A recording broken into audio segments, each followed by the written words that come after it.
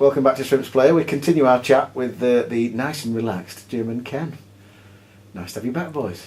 Good to be back. Now, moving on, I'm going to talk to you, Ken, about coming back. Obviously, we've been back for just over a week now.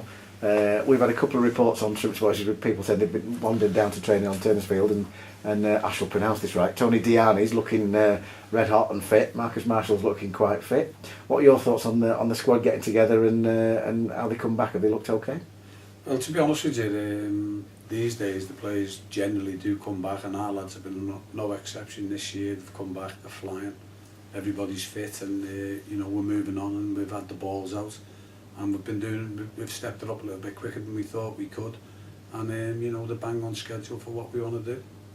So looking at the friendlies, it's been a bit of I hope nobody minds me saying this, but it has been a bit of a dog's breakfast, hasn't it? We're sat looking at the board behind Jim, and there's 2 Saturday games between now and the start of the season, and obviously there's Burnley, Middlesbrough, Wigan, and we've got the Salford, which is the reserves. So there's been a few arranged and then collapsed and then not. So are you happy with what you've got so far? I suppose you've got to be, haven't you? Yeah, well, we have to work with the club on the friendlies. There's issues like when the Globe Arena is available, and there's issues of trying to get some revenue in.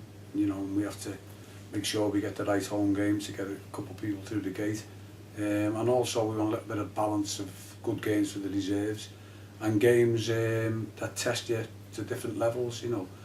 So with what we've got there, we're quite pleased. Now moving on, obviously when the players come back, the last couple of years since you've been in charge, you've obviously had Danny Birdsall who's moved on to bigger things with Bolton Wanderers, and obviously no surprise to any of the staff really, because obviously Danny's been a fantastic addition to the Morecambe thing. But you've replaced him with Chris Squirrel, who was obviously here already. I say Chris Squirrel, didn't I say Chris Squirrel?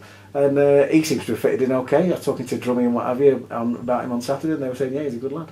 Yeah, he's a nice lad. We spoke to Dan before he come in, and the bosses had a meeting with him and Dan, and we've got a pre-season in place that we've had in place for the last couple of years, and we're happy with it. We've started the 2 seasons quite well, so there's a lot of things already in place, and he's come in, had a little look at it, and he's fitted in no problem, and now he's starting to add some of his own bits, and come the start of the season, we'll have a big input in the way that we organise and run things.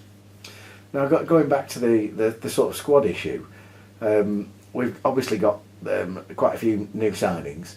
Have they bedded in okay? Yeah, well, to be honest with you, I think it's a little bit more than we wanted to do in terms of signings, because you try and add 1 or 2 a year, and everybody knows what you're doing, so we've got to revisit things and get the lads to understand how we work and how we want to play. But they're a great crowd of lads, and as I say, younger lads, some of the younger lads, they're really enthusiastic, and the working environment that we've created here is a good working environment, and the lads have fitted in, and the feedback that we've had up to now is quite encouraging. They're all enjoying it, and that's important. They've got to come into work and want to enjoy it, and if they're enjoying it, they'll work a little bit harder, and they'll get to where we want them to be a little bit quicker. So that, obviously Jim was alluding to when we interviewed before about the average age of the squad dropping, but obviously if you start with Drummy in the 11, it's still going to be 33 no matter what you do, isn't it?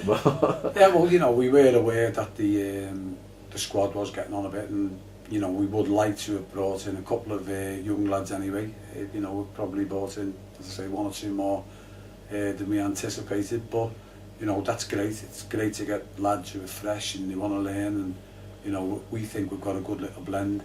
And Drummy, Drummy's we've been doing all the testing and all the running, and he's right up there. There's no problem with him at all. And just behind me. Yeah, just behind the boss. But I think you've got to, it is difficult at times, but you've got to take the age out of it, because everybody's different. Yeah. There's players played in World Cups at 40, and players played in the Premier League at 40, and Drummy's like, he knows his body, he knows how to get the best out of himself. He's obviously a very good footballer, very experienced, and as you've mentioned, with us having a lot of young lads now, we do need your Drummies, your Kevin Ellisons, your Chris McCready's. We need them, Righty, we need them to help to the lads. Now looking at the bigger picture, you'd be happy with some consolidation this season and obviously finishing a little bit higher than we did this season.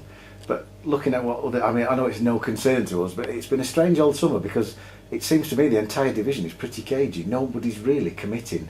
2 or 3 teams last year went out and spent big and tried, and there doesn't seem to be anybody doing this year, like last year. And the thing that I found last year was that anywhere from 4th to 4th from bottom was pretty well matched. So it's looking pretty similar again, would you say?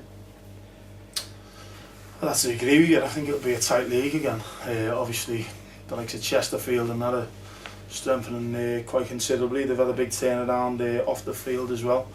They'll be right up there as one of the favourites. But yeah, I think there doesn't seem to be as much money splashed around it. But you know, that's football. Everyone's making cutbacks, so there becomes more and more free transfers and people getting released as you know, teams or clubs trim the playing staff, similar to what we have. But with regards to ourselves, you know, we obviously want to do as best we can, improve on last season, and you know, what we've brought in now, and it excites us, is, you know, without expecting too much too soon, as a group, they've got plenty of potential. And you know, who knows, in football we could be sat here next season, you know, talking about when we were top of the league again, like we were, you know, a couple of years ago.